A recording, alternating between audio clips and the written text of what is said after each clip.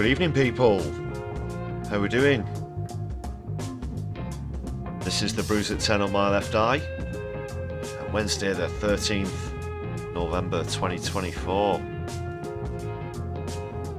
It being Wednesday, time for another PMQs. I'm your host Lefty. It's going to be the main bulk of tonight's show. Thanks for joining me tonight.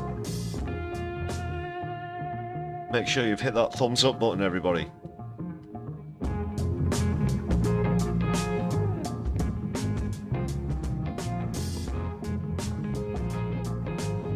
Thanks for being here. Let's see who's in the chat. We've got Davinia. Great to see you back again. And happy birthday. Many happy returns on your birthday today, Davinia. Octo's got tea and crumpets on. Oh, that's a good shout, crumpets. Solidari-Tea to that. Mobius is here as well. Great to see you tonight. Kit as well, and Floor Snake. Thanks for joining me for another farcical pantomime in the House of Commons.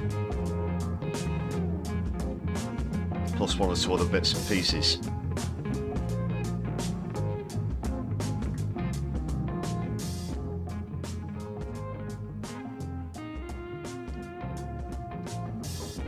We'll just get settled here for a few moments.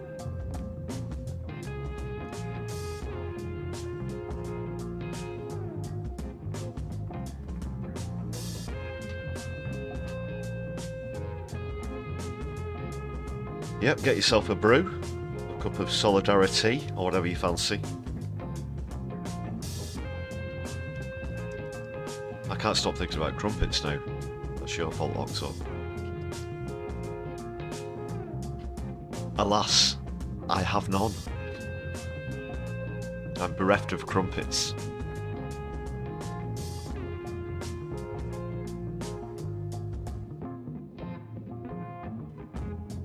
Mobius, thanks for hitting the thumbs up button. Yeah, please do that if you're listening live or back on a replay. Thanks for joining me in the chat. Everybody, it's great to see you this evening. If you're watching back on a replay, though, please do add a comment. I'll try and get back to you as soon as possible.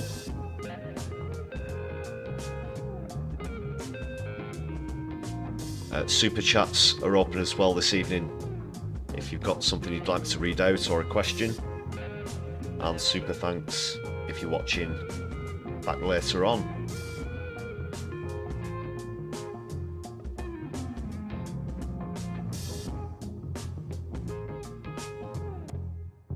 Floor Snake, what's the most efficient way to donate to the channel where most of the cash doesn't get taken up by the middlemen?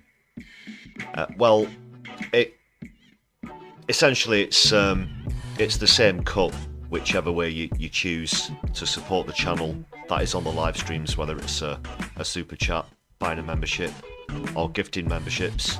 But my preferred method, of course, is to gift memberships to other viewers. Not only does that contribute towards supporting the channel, but it helps to spread the channel and grow the community as well, which is also great. Plus, you get added to the roster of amazing members, which is coming up very shortly. Just one of the many perks. So that's the preferred method.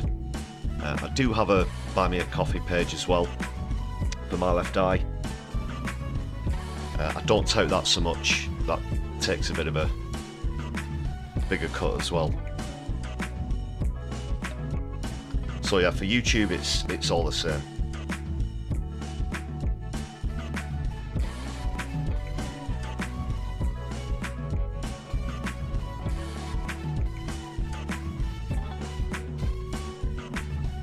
But it looks as though you're all doing fine and dandy in the chat, which is great to see, and thanks for throwing up the Palestine flags as well. That's something we like to see on the channel for anybody who's viewing for the first time.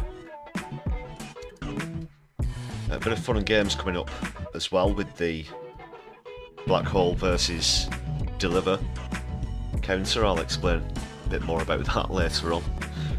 Plus a reminder This is my original genuine reaction to PMQs. I've not seen any of it. In fact, I was about to go on to No Justice's live stream earlier to join Helena, and then just as I was clicking, I caught the title, and I was like, oh no, I can't watch it because it's PMQs, but I will be catching up with that one. And I did watch a different video instead, the one about the fish and chip shop owner. Very good segment, that. Free plug there for Helena at No Justice. Do check the channel out if you're not familiar with that channel already. Often joined by Kevin Logan, who's very good as well.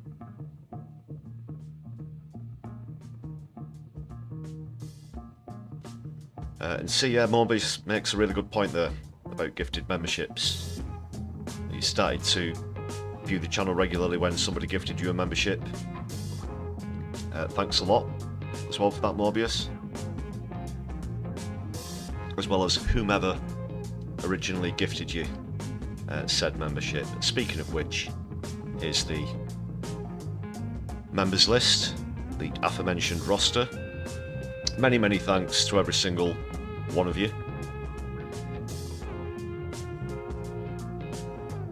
As well as anybody who's sent super chats, super stickers lately, and super thanks.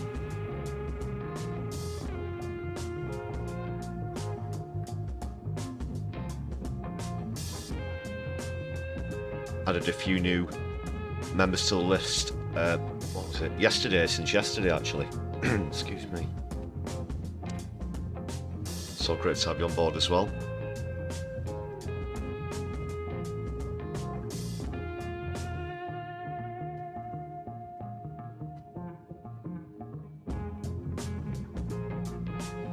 Wonderful, fantastic, lovely, awesome people. Thanks again.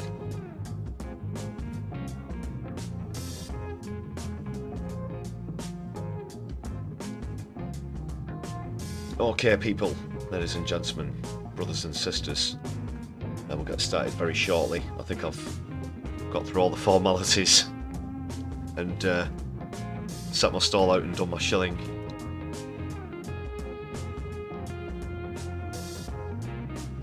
Everything in order. I do have a comedy clip lined up. It's another one from Matt Green. If you were with me yesterday, then you'll remember the comedy clip from Michael Spicer, where he was portraying a UK MP being questioned about tweets made about Trump years ago compared to now, and it's in the same mode as that. Well, it's Matt Green, who I've put on a few times on the show now, actually, on the Brews at 10.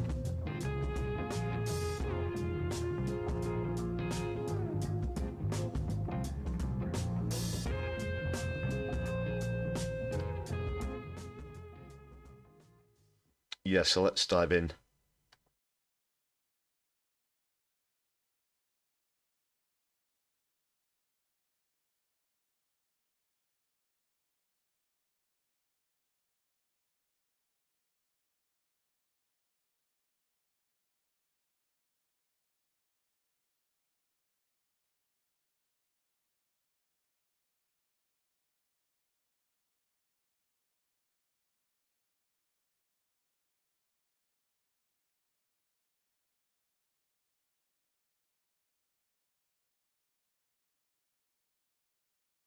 So Donald Trump's heading back to the White House. How do you feel about that, Minister? Well, of course we in government congratulate him on his victory and look forward to working with him in the future. But how do you feel about it? We look forward to a constructive relationship with his administration. But you're not happy, are you? I don't think my happiness is... In fact, just a few years ago you said that Donald Trump was a racist, misogynist, wannabe dictator.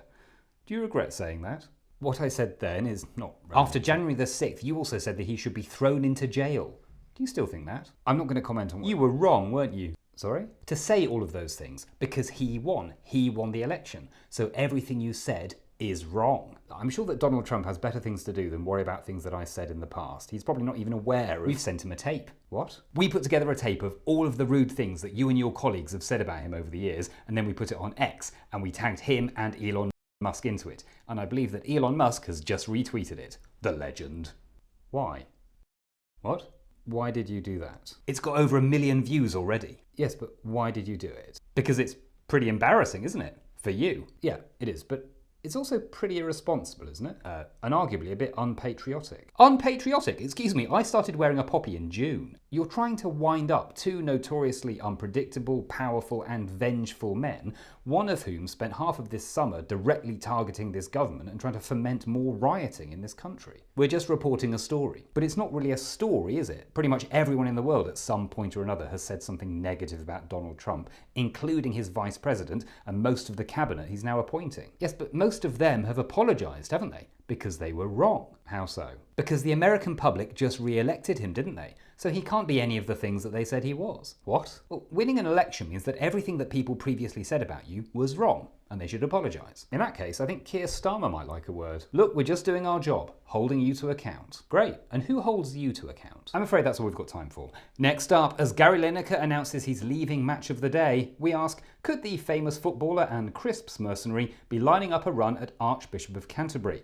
Or does he have too much of a moral compass for that?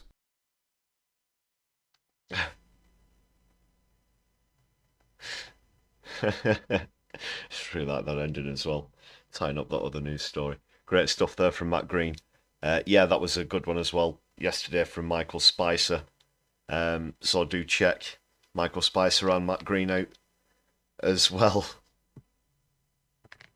Winning the election just washes it all away. Guilt-free, cleansed. Yeah, right, if only.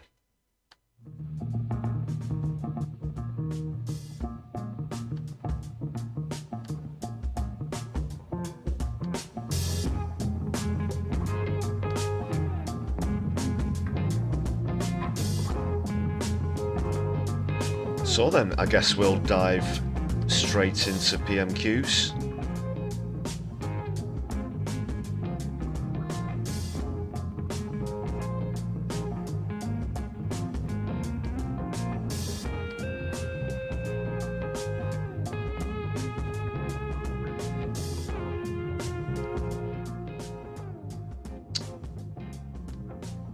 There's Lindsay, about as much use as a chocolate teapot hoil.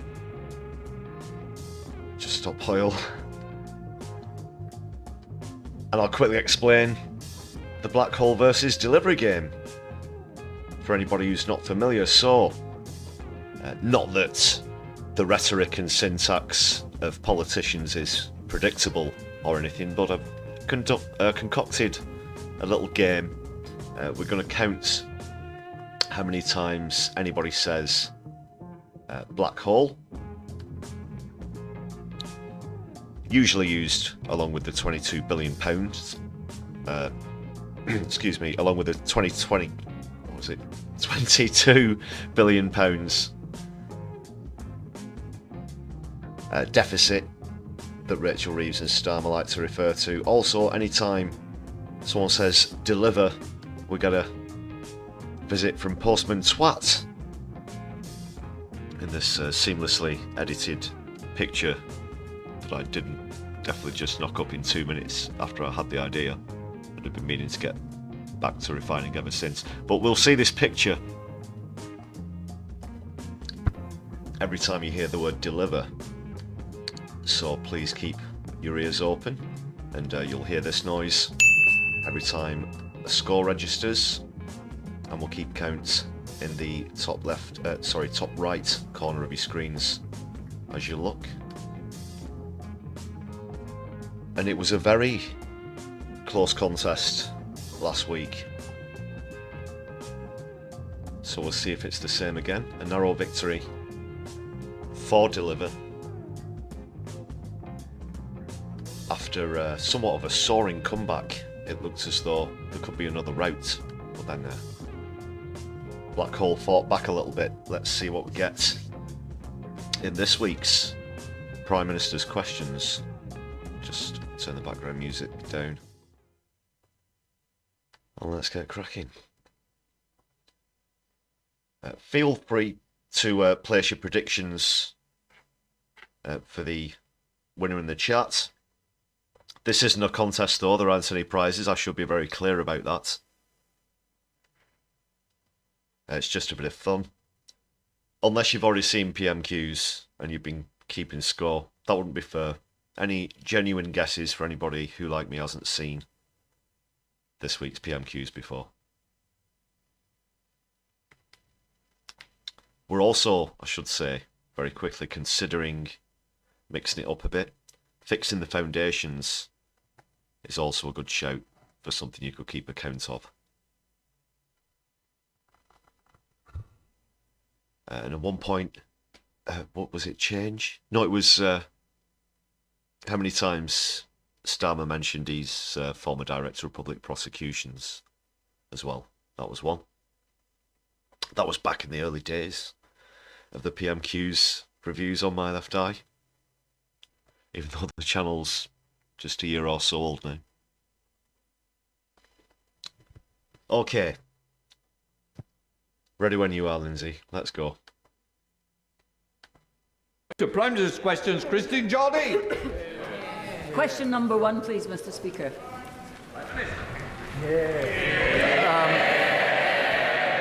Mr. Speaker, on Monday I was honoured to join President Macron to mark Armistice Day in Paris, and together we paid tribute to the fallen of the First World War and all subsequent conflicts who made the ultimate sacrifice for the freedom that we enjoy today.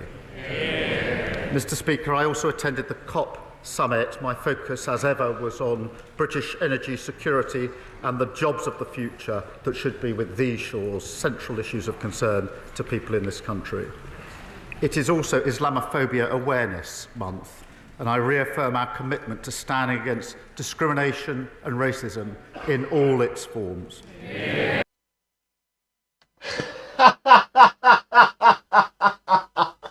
Really? Sorry for the outburst there. Sorry, I can't help myself. What about Zionism? What about Zionism? What about the, by very definition, this racist endeavour that Benjamin Netanyahu is dragging you into?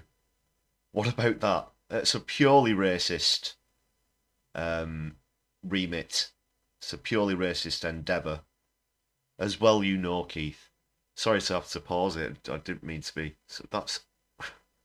How dare he? How dare he? I imagine we're going to potentially see worse. I'll crack on. Oh. Also, he mentioned the COP summit. Mentioned that yesterday on the live stream as well. Mr. Speaker, this morning I had meetings with ministerial colleagues and others. In addition to my duties in this House, I shall have further such meetings later today. Christine Jolly.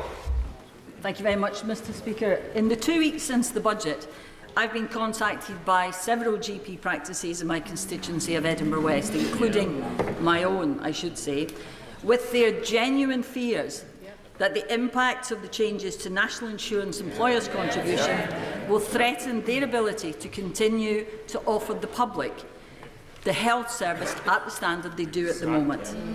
And they are far from the only ones struggling, particularly in the health and social care sectors. So can the Prime Minister tell me, or perhaps he and his Chancellor would like to come to my constituency and explain to those GPs, to charities and others, how they are meant to cope without extra support from the government? Well, Mr. Speaker, what I would say is this: because of the tough decisions that we took, we have put forward a budget with an extra... Tough decisions, that should be another contender as well. £6 billion for the NHS and for social care.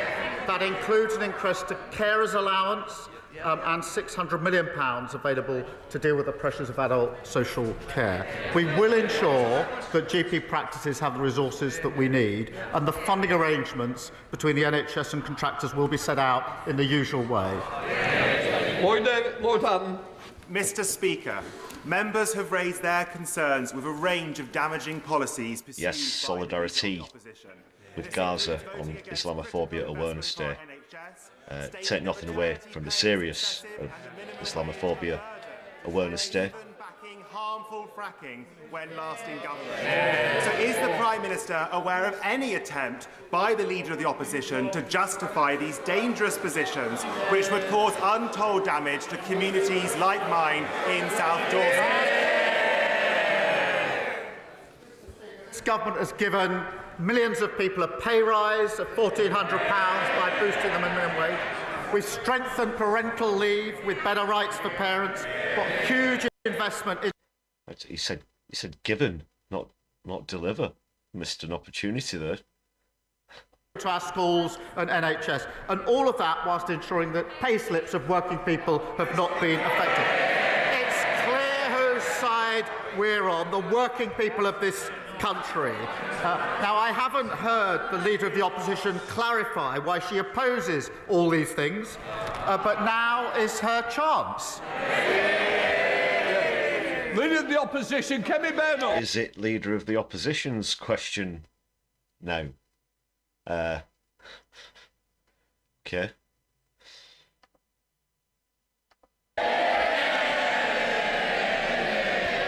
Mr. Speaker, the Prime Minister can plant as many questions as is like with his backbenchers. But at the end of the day, I'm the one he has to face at the dispatch box.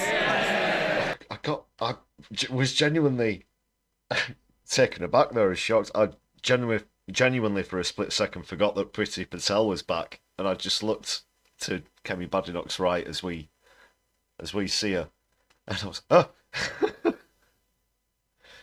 she's back. Oh yeah, she's back. Both for the second time. Obviously, I mean, Badenoch as Leader of the Opposition for the second time. And Priti Patel also. God, what a motley crew on both sides. And I welcome him, Mr. Speaker. I welcome him back from... Mr. Speaker, I welcome the Prime Minister back from his trip to Azerbaijan, where he has unilaterally made commitments that will make life more experienced for everyone back home. Yeah, thanks for going all that way to lie to the world. And Suggesting reading, I think if you notice the Prime Minister also reads. So please get your attitude. Leader of the Opposition. it's a bit touchy there, Hoyle. And, Mr. Speaker, I can pre-prepare my questions, but he needs to answer from his mind. Yes. Speaking of making life... Responsible for the answers. So he has made life more expensive with his unilateral commitments, but speaking of making life more expensive, will the Prime Minister confirm that he will keep the cap on council tax? Mr. Speaker, she talked. Hey, Kemi, guess what? It doesn't matter what his answer is, because let's say that he replies that he is going to keep the cap, he might turn round in a matter of weeks and change his mind on that anyway. This is Keith Rodney Starmer we're talking about here, not exactly known for sticking to his word. Super Tiny and Andy Carter, welcome to the chat. Thanks for joining us tonight. We're just getting going into PMQs. No score so far on Blackhole versus Deliver. Postman Twats hasn't set off on his round yet.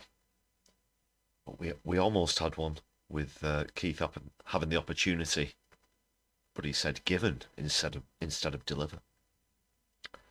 Oh, I need to put my teeth in tonight. Seriously, I am sober.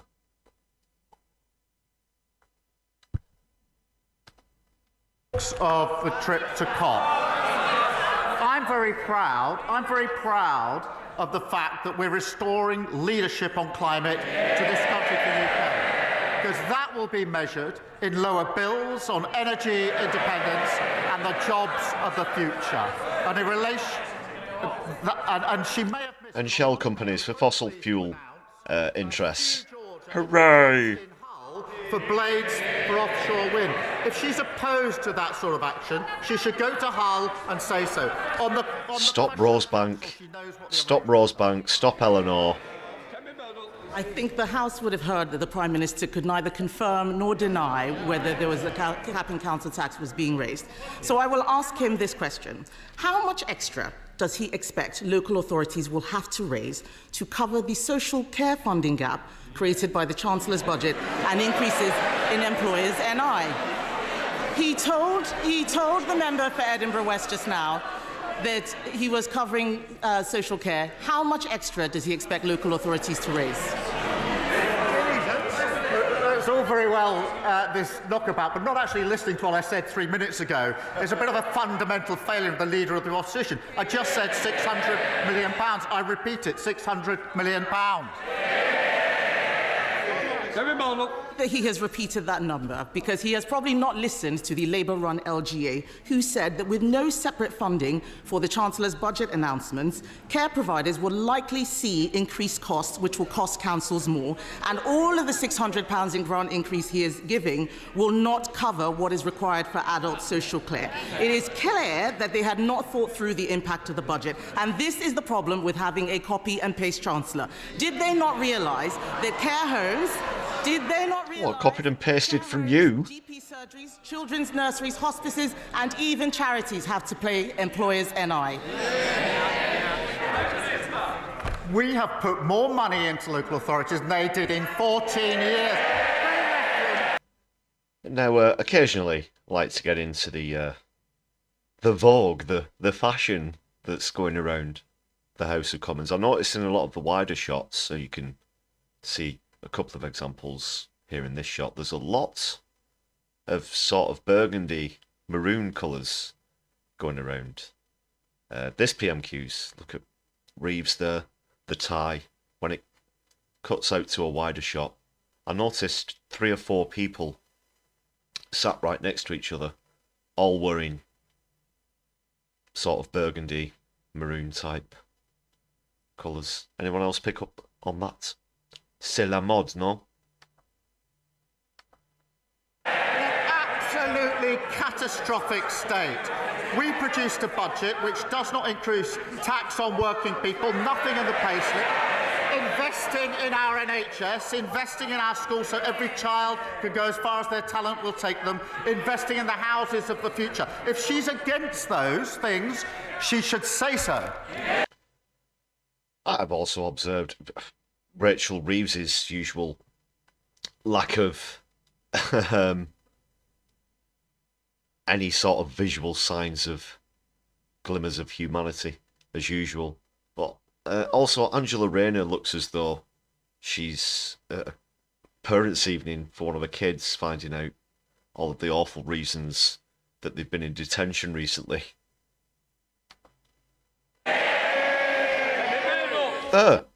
There, look, one. You got Kemi Badenoch there, Reeves. Oh God, what's she called there? To the right of Reeves, just before Yvette Cooper. And then a few seats down, more maroon, more burgundy. Is something going on? Are they? Do they communicate with these colours of blazer and whatnot? We saw this the other week where there's so many of these blue suits going around now at the moment, usually containing some sort of bastard or other. Of course. And who's that there? Chancing it with some leopard prints, really going against the maroon burgundy grain. Mr. Speaker, I'm not against any of those things, but of course not. None of us are against any of those things. But he has confirmed that he does not know what is going on. The Prime Minister probably Priti Patel, does not realise I don't know, that is she on Monday, going the to host a Ministry for talent Community, contest after Local Government and PMQs? revealed that councils will need to find an additional £2.4 billion in council tax next year. That's a lot more. Anyway, than let's 600 stick to billion. politics and I know not that he's been away, blazers but did and the Deputy Prime other Minister fashion who runs that items. department make him aware of their £2.4 billion black hole? Oh, and she takes black hole into the let me get this lead. straight, There we Mr. go. Speaker. She doesn't want any of the measures in the budget, but she wants all the benefits. So the Magic Money Tree is back after 2 weeks in office. 2 weeks in office. They've learned absolutely nothing. We've put forward a budget which takes the difficult decisions, fixing the £22 billion black hole that And they again. investing in the future of our country. They say they want all of that, but they don't know how they're going to pay for it. Same old Tories. Mr. Speaker, even he has to admit that they fiddled the fiscal rules. The OBR has actually said that they don't recognise where the additional growth is going to come from. The fact is, Mr. Speaker, Hey, guess what, everyone? You got almost 5 more years of this to listen to. Labour are going to say that they're going to do something most of the time. They probably won't come through on it. But even still in PMQs, whoever's going to be leader of the Tories that month is going to go up to this dispatch box and go, well, we don't think you can afford it. Where's the money going to come from? And, yeah, ad nauseum. The fact is, the rise in employers' national insurance is going to be a disaster for small businesses around the country. Mr. Speaker, let me tell you about Kelly. For over 20 years, Kelly has run an after-school club business supporting 500 children and families in her borough. In 2024, her national insurance cost was about £10,000. Do you remember when Corbyn was leader of the opposition and he would use real-life examples and quote the names in the House of Commons, and the Tories would laugh. They would laugh openly, even though these were real-life stories, and now here they are, doing the exact same thing. I would say this to Kelly. Hypocrites. We inherited a very badly damaged economy. We inherited a 22 billion black hole, and we were not prepared to continue with the fiction. We stabilised... Black hole taking a 3-0 lead. I'm sure I can expect better from you as a PPS as well, Prime Minister. I would say to Kelly, we are fixing the mess that we were left. We're investing in the future of our country. I would also say to her that the Leader of the Opposition, week 2, wants all the benefits from the budget, but has no way of saying... It's a good one, Octo. Can we just jump to the leftist being Leader of the Opposition? I'm all for that. I think they'd be just as effective as any of this lot. And the fact is that they do not know what they're doing. Their ideological budget was designed to milk the private sector and hope nobody would notice. Now his cabinet ministers are all queuing up for public sector bailouts to his tax mess. If he is going to bail out the public sector, then can he tell us this? Does he think it is appropriate, as the Ministry for Housing has done, to approve a 4-day week for councils? Yeah, total hypocrisy. Or you could say duplicity. For full-time pay. Questions based on what we're actually doing are usually better than fantasy questions made up. Mr. Speaker, what did they deliver in 14 years? Low growth, stagnant economy, a disastrous mini-budget, a £22 billion pack hole. And now she wants to give me advice on running the economy. I don't want to be rude, but no, thank you very much. 3-1 now. Postman Pat set off on his round. Postman Swat. Patrick, sorry. yes, you right at the end, Patrick. So... Thank you, Mr. Speaker. Towns like mine in Southport need investment and support after 14 years of decline from the party opposition. So can the Prime Minister confirm that his budget will provide that much-needed investment for towns like mine, and further confirm that, unlike the previous government, my local authority and the public services that my town relies on will be finally properly supported? Can I begin by paying tribute to my honourable friend and to his constituents in Southport? They've shown extraordinary courage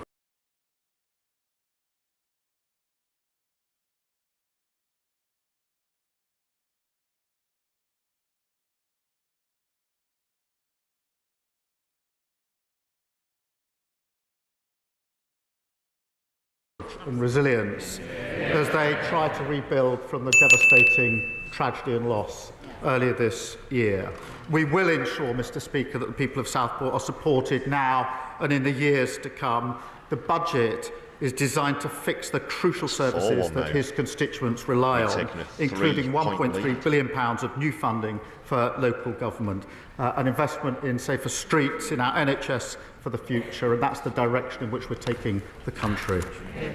Leader of the Liberal Democrats, Sir Ed David.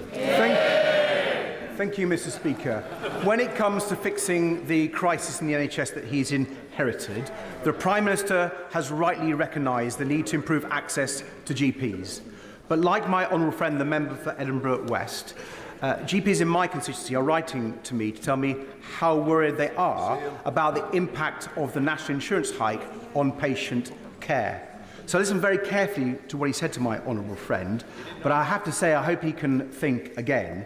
Will he at least exempt GPs, community pharmacists and other health and care providers from this tax rise?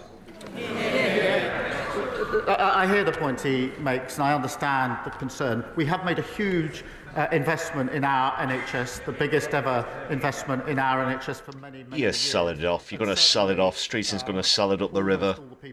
We're more than aware of that. Pleased to see that investment in them. Whilst I'm on that topic, I'll just briefly pause it. It was in the news today, and this is what they always do as well, the neo-libs. They'll try and spin this as a good thing. They're going to bring back these league tables. They're going to play off hospitals against each other, essentially. After 14 years of Tory cuts, they need help. They need funding. They need staffing. They need some kind of massive financial uplift and resource uplift along with it as well. Instead of just being played off against each other, which is what Wes Streeton is planning on doing. It was announced today. And I'm totally against that. That's not only going to be ineffective, I think it's also pretty morally reprehensible as well, considering how hard NHS nurses and doctors have had to work recently, especially through the pandemic, in the midst of those 14 years of Tory cuts as well. So you've got to find better solutions. There aren't any difficult choices. There are simple solutions. Tax the bloody rich and fund the NHS. And stop funding war while you're at it, Keith. And in their service. On the question of GPs, we will ensure they've got the resources that we need, and the funding arrangements will be set out in the usual way later this year. Sir Ed David. Speaker, I have to say I think patients and GPs and others listening to answer will want more reassurance and much more quickly. But if I may turn to the war in Ukraine, Mr. Speaker, a senior advisor to President-elect Trump, Donald Trump Jr., has shared a post on Instagram that declares that President Zelensky will soon, within the next few weeks, lose his allowance. If the Trump administration does withdraw support from our brave Ukrainian We're still committed to $3 billion a year for as long as the conflict goes on in perpetuity. Will he seize frozen Russian assets, not just the interest, but the assets underlying? That's more money that could go into the NHS, Keith. No? Could you tell Wes about that? Putin's war machine. Mr. Speaker, as he knows, we've been resolute and strong in our support for Ukraine in the face of Russian aggression. And I have been speaking, as he will know, in recent weeks with other leaders about how we put Ukraine in the best and strongest possible position at this time. And I'll continue those discussions. Thank you. David Bent. Thank you, Mr. Speaker.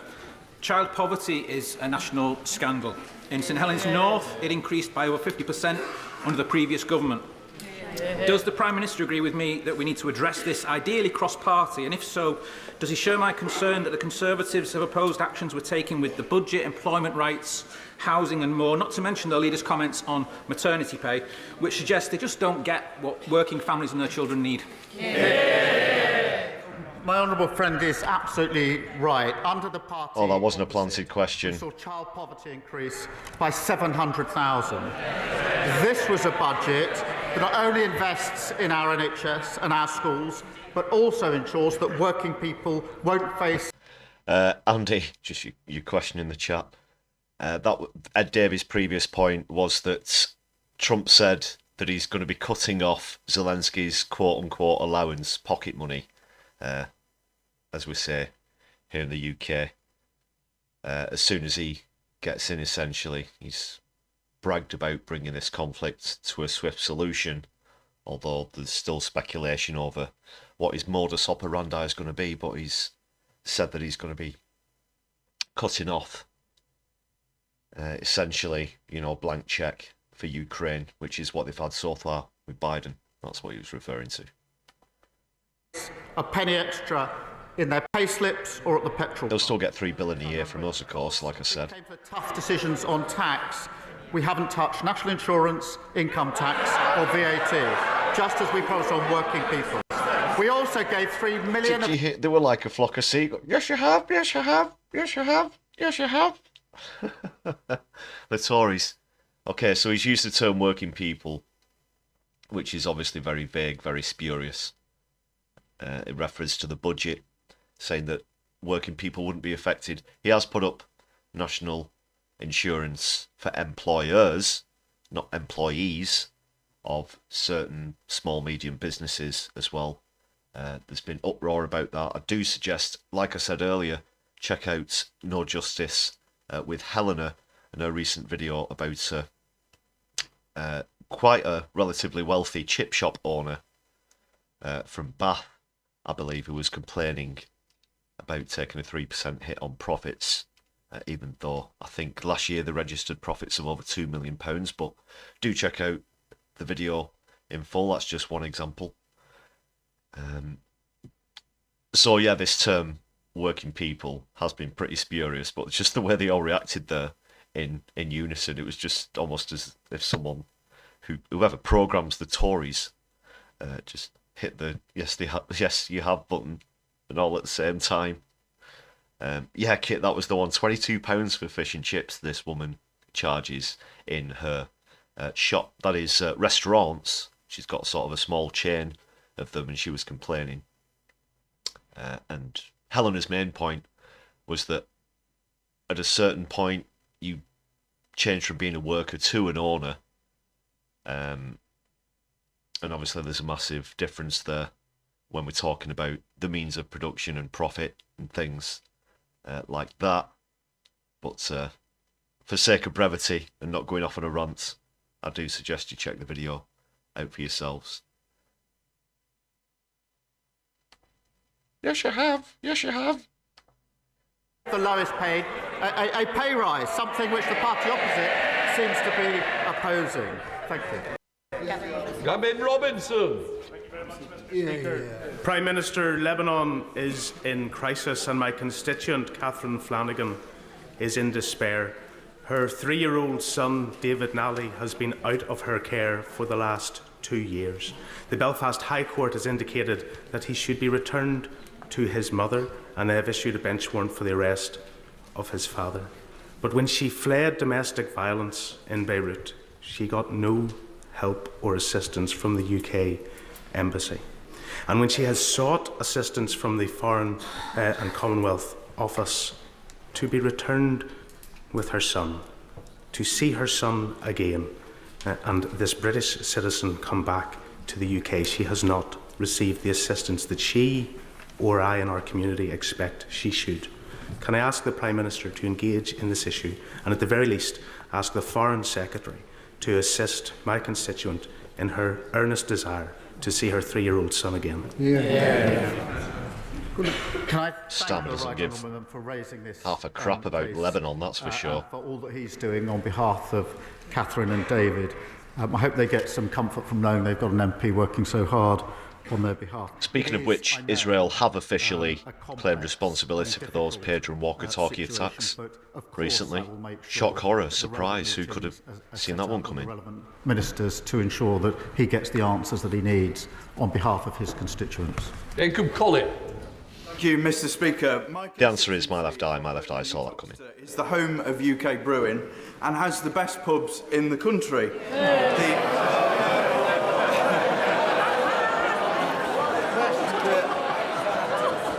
The Prime Minister is welcome to join me for a pint in sampling the very best beer in the world.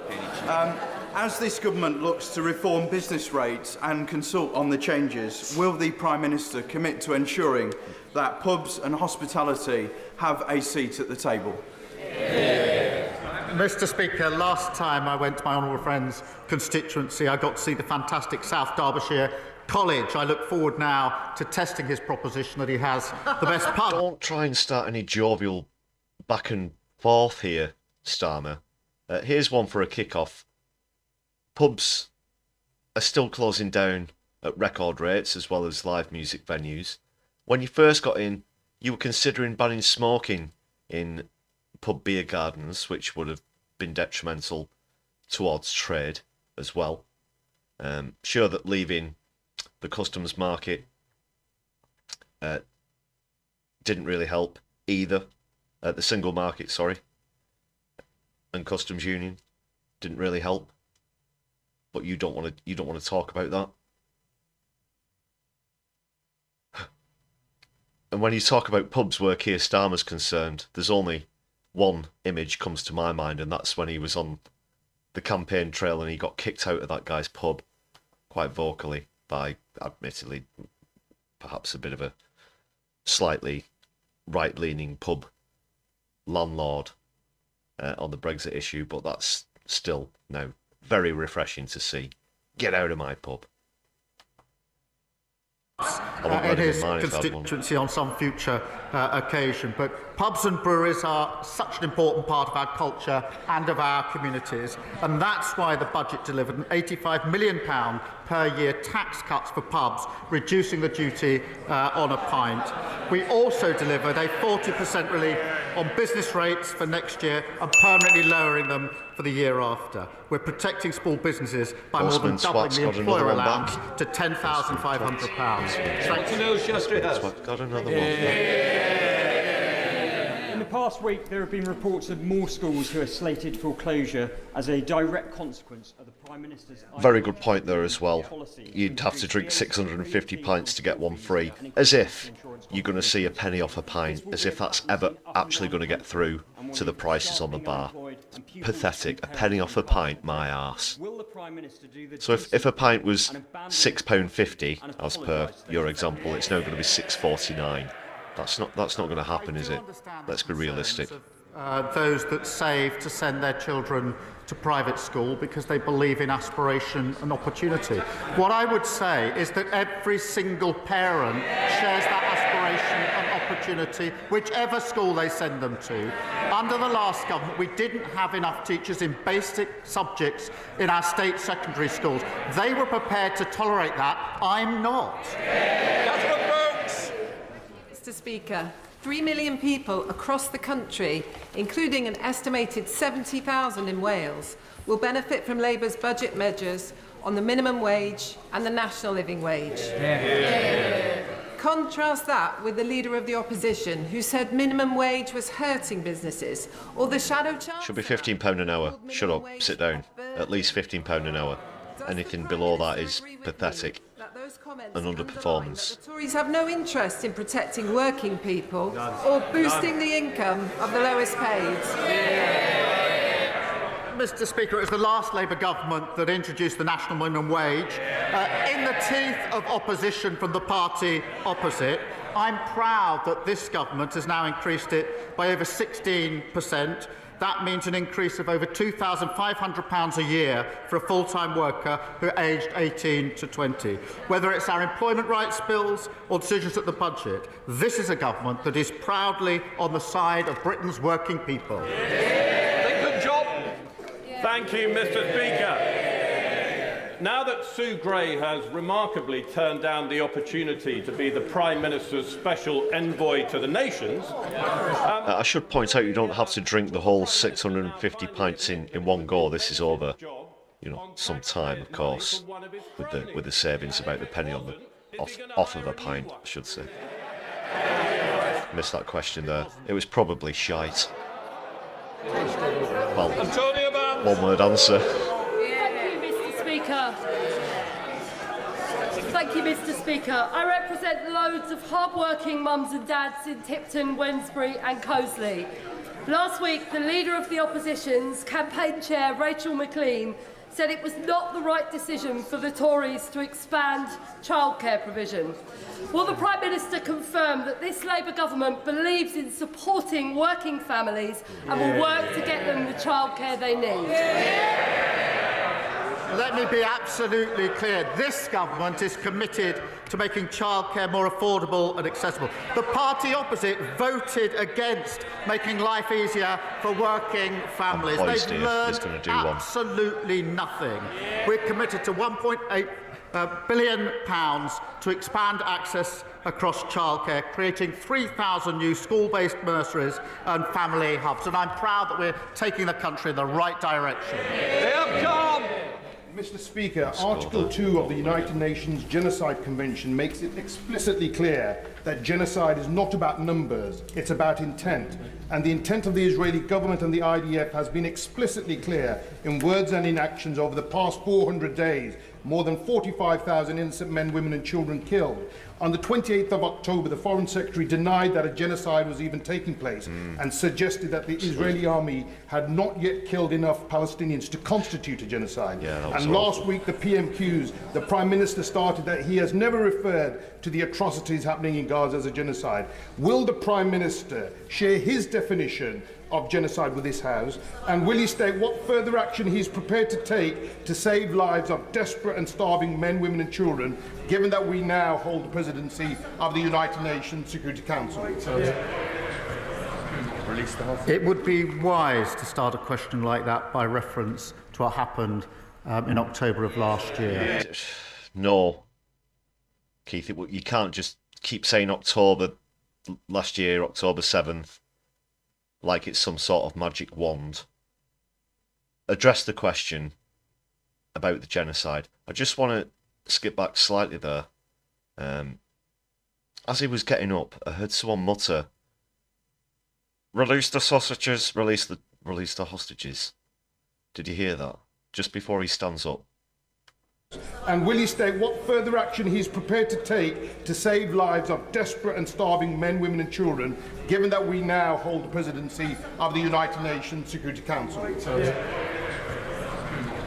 It would be... Yeah, somebody said that. Can't make out who it was. Someone definitely said, "Release the hostages," there, again, as though that's some sort of magic phrase that makes a genocide, collective punishment and occupation, illegal war crimes vanish.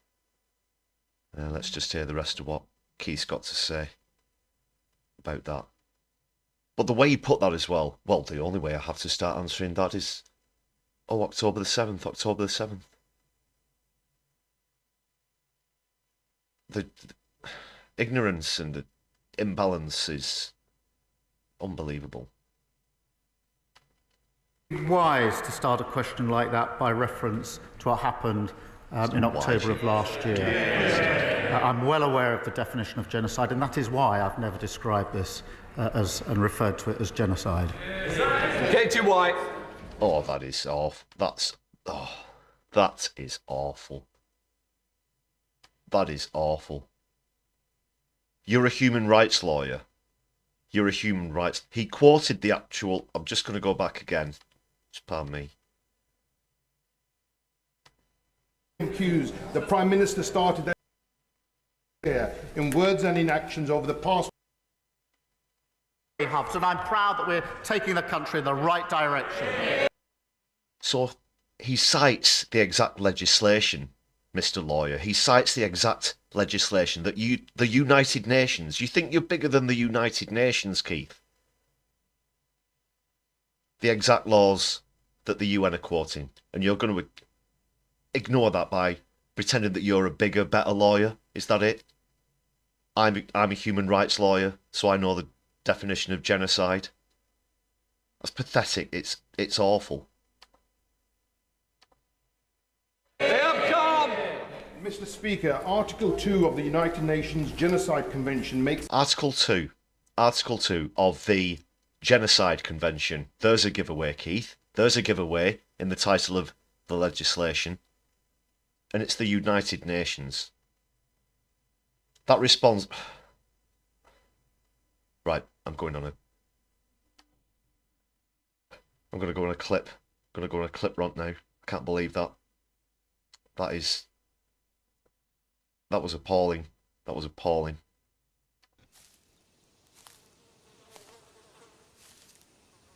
How dare he? That is one big pile of shit. Everyone's got it. Now you can got it too. The f***ing audacity, now in a can.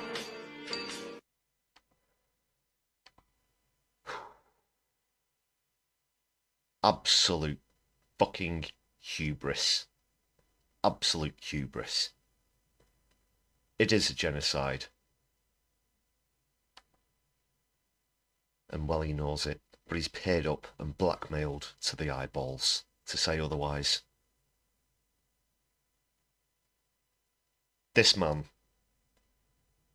is pure evil. And that is why I've never described this as and referred to it as genocide. Katie White. Mr. Speaker, my constituent's daughter, Bethany Ray Fields, was brutally murdered by her ex-boyfriend in 2019, despite raising multiple alarms of this abuse to the police. Bethany's mother, Pauline, travelled down to Parliament this week to bring her case to the Minister.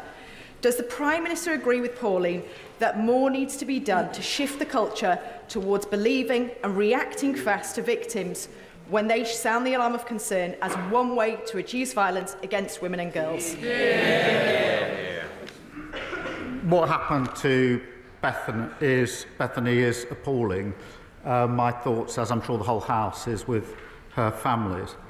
We do need a culture shift here, and we have committed to halving violence against women and girls in a decade. No government has ever made that commitment before. I hope that can be something which is shared across the House, because this is so important, and it starts with that central question of belief and confidence. That is a serious issue, but Starmer is a complete moral vacuum.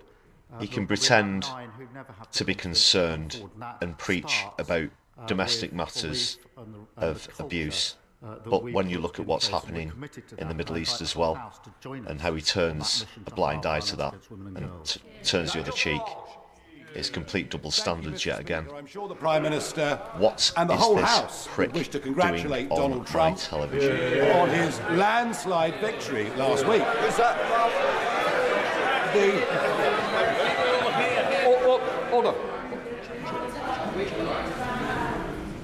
I will hear the question. Nigel. Thank you. But within a couple of days, we'd learned of a third assassination attempt. Charges have been laid, and behind it are Iran's Revolutionary Guards.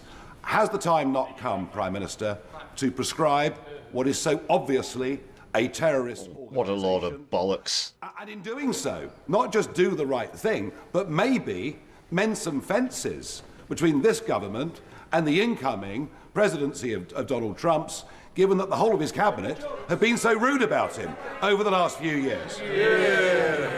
Well, I'm glad to see the honourable member making a rare appearance back here in Britain. He spent so much time in America recently. I was half expecting to see him on the immigration statistics when we see the next batch. But he may have missed. I did congratulate. Is this a laugh? Like you're having a laugh? In the publicly subsidised House of Commons bar? Iran is a very serious point, and we will work across the House and with our allies on it. Obviously, on question of prescription, we keep them under review. Thank you. Abdul Khan. Thank you, Mr. Speaker. I welcome the Prime Minister's recognition of Islamophobia Awareness Month and his commitment to supporting Muslim communities. The APPG on British Muslims From Manchester, Russia, Afzal Khan. Most widely accepted definitions on this issue, and I have been discussing the adoption of it with the Deputy Prime Minister, Minister of Faith, and the Leader of the House.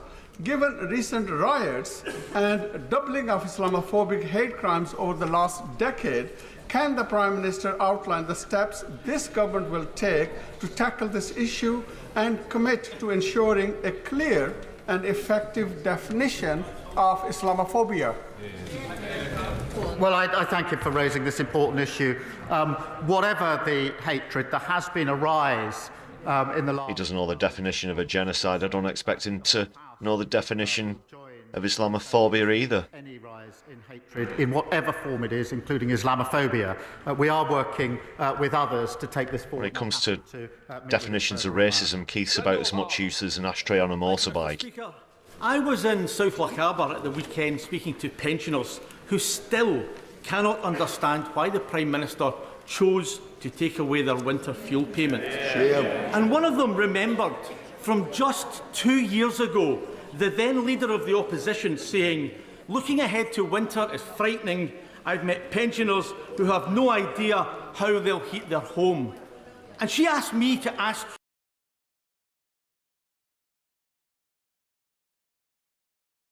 Just paused it there to address a question about why Corbyn sits so close to Farage. Question from Davinia there. The reason is that it's just the basic layout of the House of Commons. You have the government on one side, you have the opposition on the other side. As you get sort of towards the right, as we look at it on the screens, you'll have the main opposition, which would be the Tories, and then you have the lesser parties, as it were, and the independents.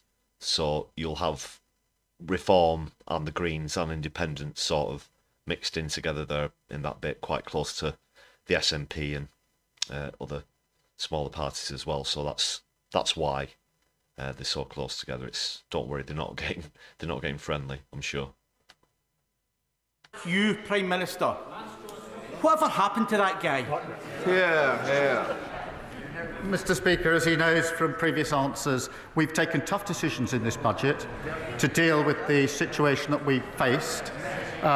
Because of that, we've stabilised the economy, which means we can commit to the triple lock. Because of the triple lock, pensioners will be better off. But I'll take no lectures from his party about running the economy. Their record in Scotland is terrible. Juliet Kendall. Thank you, Mr. Speaker. I welcome the establishment of a flood resilience task force because in my constituency of Broxtowe there has been unprecedented flooding that has affected many of my constituents.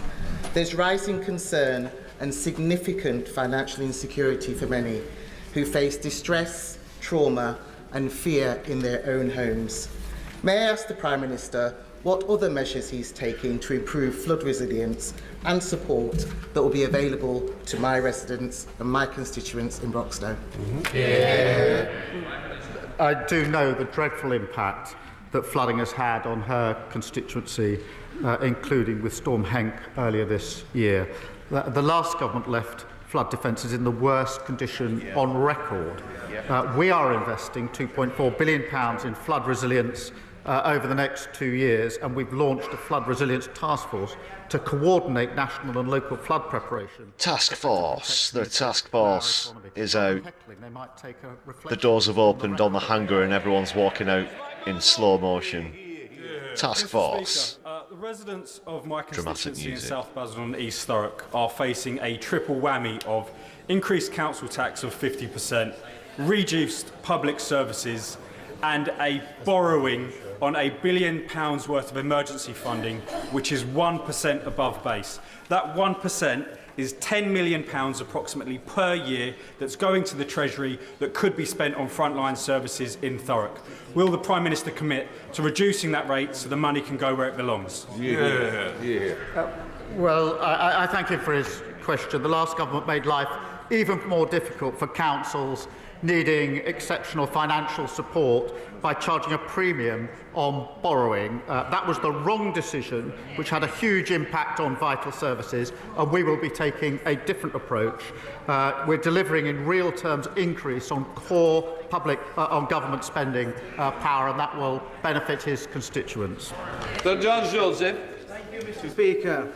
The Leader of the Opposition took time at her party's conference to say that yeah, you're right, Oxford, Spain and Portugal getting huge amounts of flooding at the moment, and that's coming soon to a city near you, thanks to capitalism. Yay! Because of the last Tory government. Can the Prime Minister commit to tackling mental health waits in the NHS?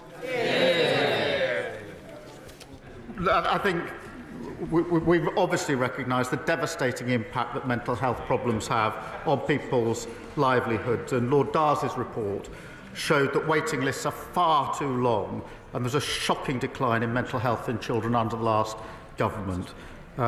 Giving mental health the attention it needs, we're doing by recruiting 8,500 mental health workers, much needed, and of course reforming the Mental Health Act, which in my view is long overdue.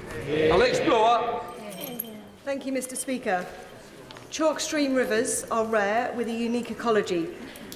Most of them are in the UK and 2 are in my constituency of North East Hampshire. Last year, chalk stream rivers were hit with 14,000 hours of sewage discharges, deliver that. and the So previous government did nothing despite calls from my honourable friend, the MP for Chesham and Amersham. Will the Prime Minister introduce a special protection for our chalk stream rivers?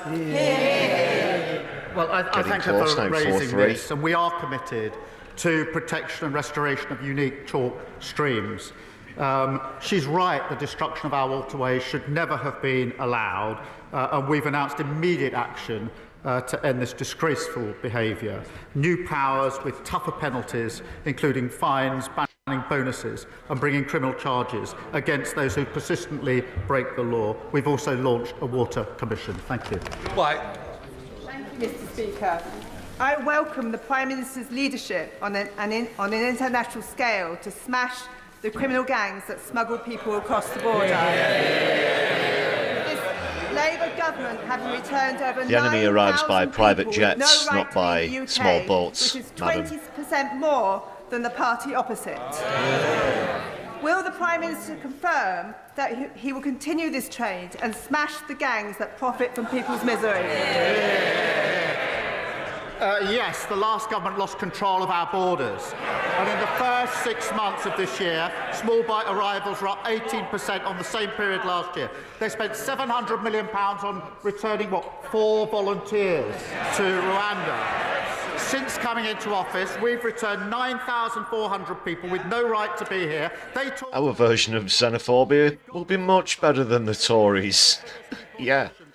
And so that's why we're investing another £75 million in the... Yeah, good point, Doc Davies. Reform. I have 2 questions.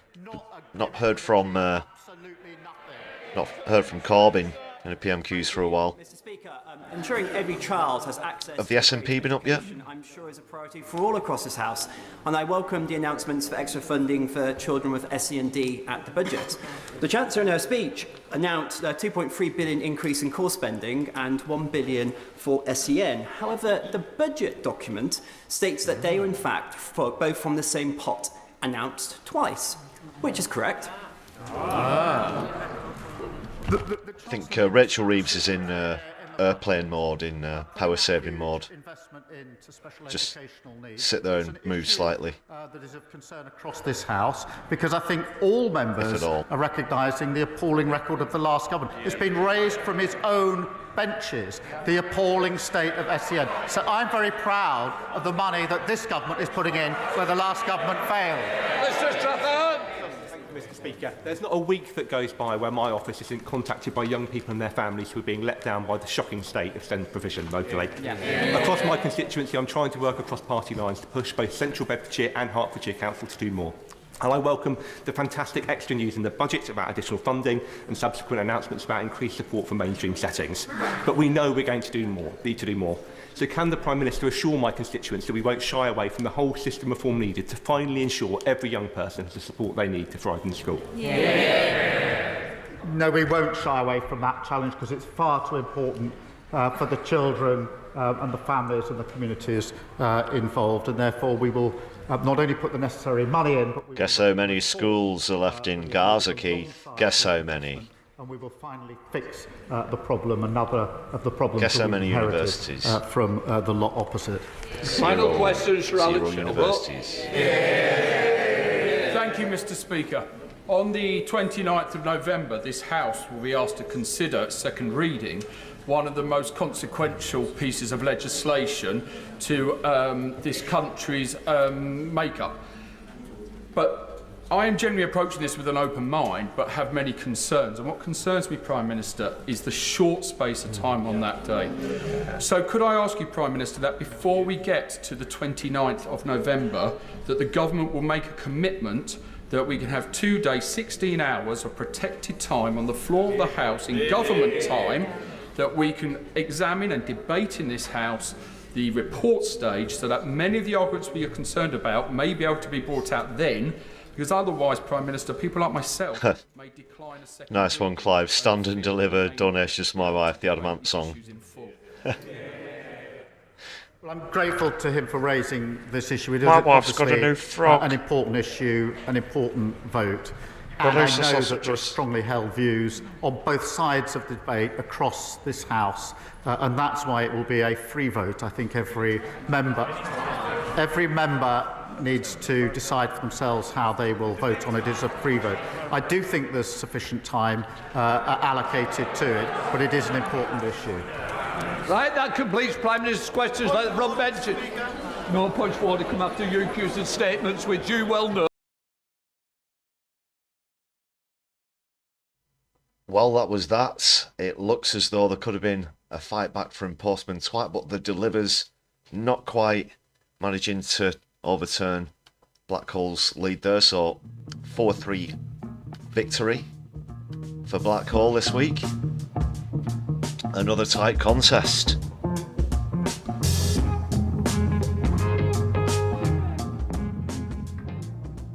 Yeah, quite a few issues came up there. For me, I think the worst one was his response to the definition of genocide question, ultimately. That was awful. Obviously, denial isn't just a river in Africa. And it's the same where David Lamb is concerned whenever this question's put to the Home Secretary.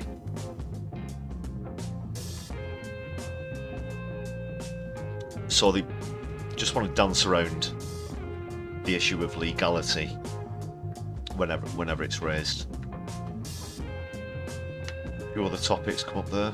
And, of course, Farage made a brief appearance. God, and then they were having a laugh with each other. Unbelievably. That was pretty shocking as well.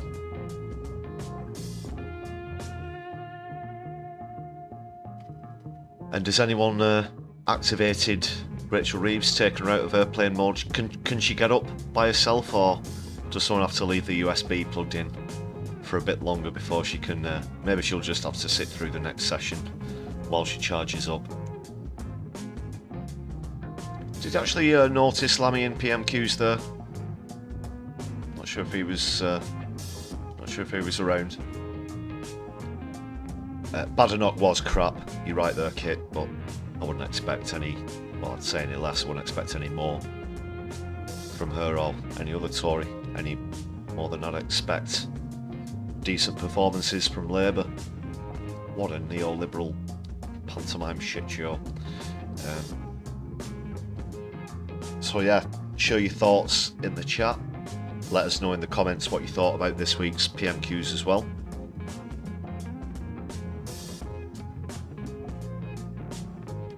Just going to quickly talk about one or two other stories.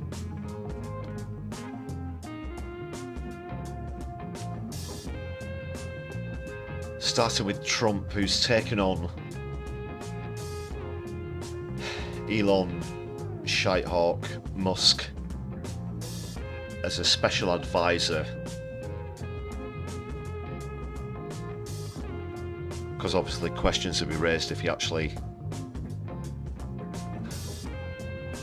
joined his team in the White House, having paid a modest $100 million to support Donald Trump, including that $1 million a day giveaway, which could have some legal consequences as well, or maybe not, who knows. Did someone say presidential pardon under the breath? So this is pretty, I mean, talk about buying your way into high positions. This will make Trump one of the most influential people in American politics.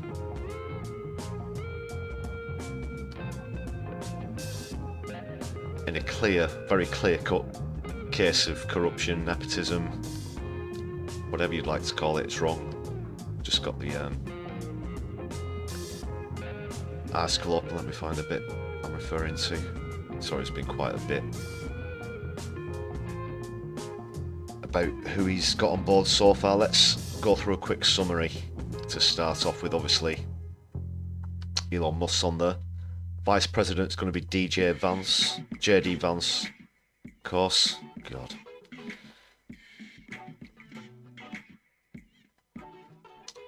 Chief of Staff will be Susie Wiles.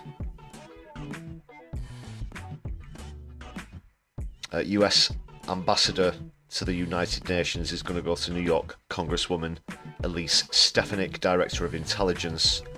Trump's nominated former Congresswoman Tulsi Gabbard. Head of Environmental Protection Agency. Now this is a particular important one where Trump's concerned, of course. He completely... he's a climate change denier. He's actually jumped back and forth, but he basically has no real intentions of doing anything about it, whatever he believes. So he's nominated Lee Zeldin as head of the EPA.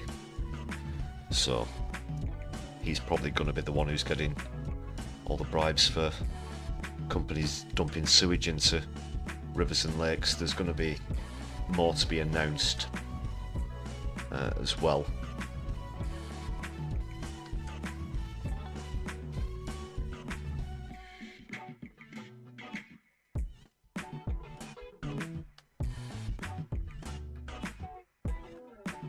Today was also the meeting between Trump and Biden. Now, I don't know if you saw any excerpts from this meeting, but before the election, Biden referred to Trump as the biggest threat to humanity. I think that was the way he put it. And again now, look, being all pally-pally, and he said, welcome back to the White House. I mean, is that the sort of greeting that you get, that you give to someone who's the biggest threat to humanity? Again, complete double standards, like we see over here. It's one thing before an election happens, and it's certainly another thing after the fact, after the matter. So Mike Gatz, that is, who's going to be Attorney General. Let's take a look at some of his bio. It says, describes him as a 42-year-old outspoken conservative who has made a name for himself as one of Trump's most loyal defenders on Capitol Hill. A graduate of the William and Mary Law School, Gatz has frequently sparked outrage with controversial remarks at committee hearings and in other public settings. In the past few years, Gatz has been accused of sex trafficking minors. The US Department of Justice did not bring charges against the congressman, but he remains under a House Ethics Committee probe. What a saint! What else is there? Gatz was also the ringleader of the historic push to oust California Congressman Kevin McCarthy as the sitting Speaker of the House in October 2023. McCarthy had alleged a link between his removal and the ethics inquiry into Gatz. Gatz has denied all wrongdoing. Such an innocent face. Wow. Sound like a right rum lot.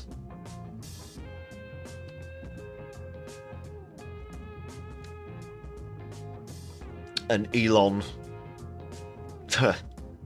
tech pump and dump Ponzi scheme Musk as well. Yeah, doesn't look good. Doesn't look good. He's going to surround himself with, so-called yes men and yes ladies, obviously, as this part of the article mentions. Tulsi Gabbard, as I said before, Director of National Intelligence. Intelligence isn't exactly a word that springs to mind whenever I picture Donald J. Trump. That's certainly true.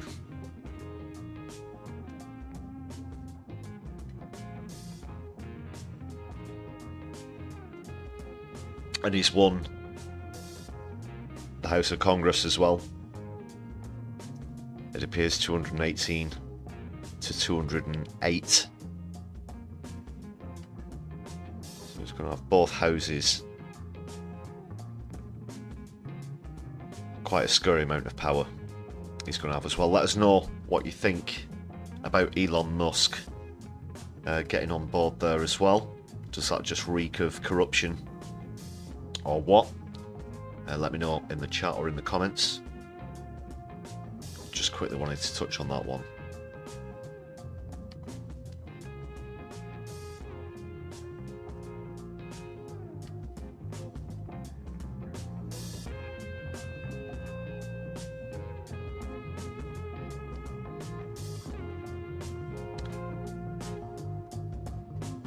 And yeah, Kit, you're right that people who aren't elected can get into such high positions of power.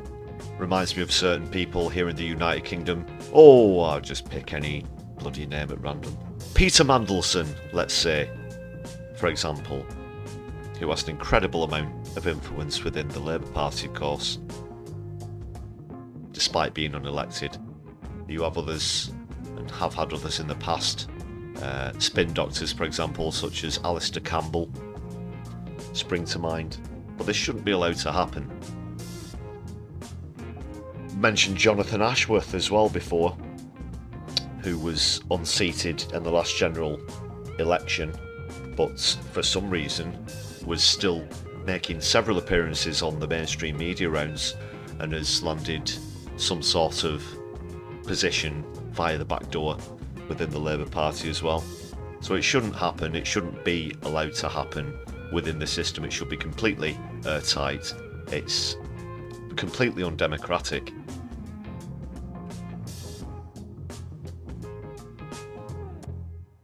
Even a lot of the people who did win their seat were there through undemocratic processes anyway, where Labour are concerned, where people were simply parachuted in to replace others who previously won elections just because they knew exactly what Starmer was going to do to the Labour Party, and alas, lo and behold, have been proven right already within just 100 or so short days.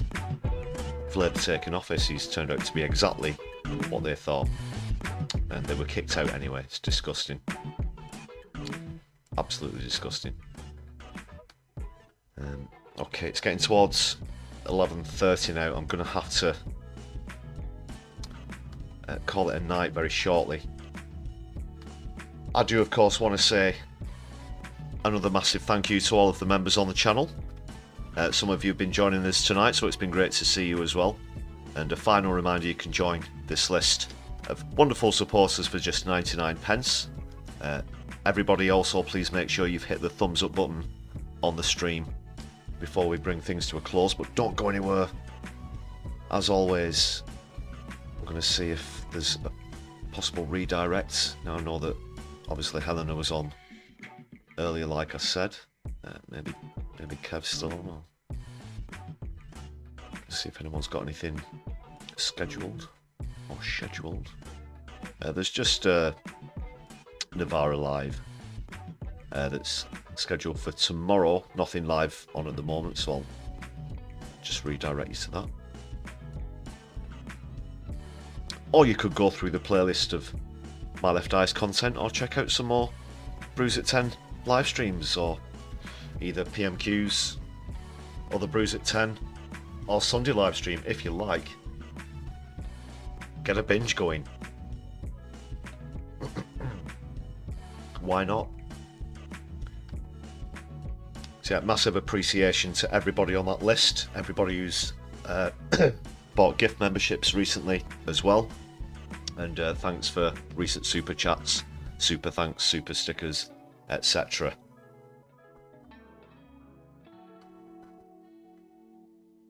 So yeah, that'll just about be it for tonight. Hope you'll be joining me again soon. Keep an eye out for notifications as well, hit the bell, and then you don't miss out on the latest content on the channel. Hoping to bring you more videos and streams very soon. Whatever you do with the rest of your night, I hope you enjoy yourself. I've been Lefty, you've been fantastic, and My Left Eye. I'll be seeing you soon. Good night everybody.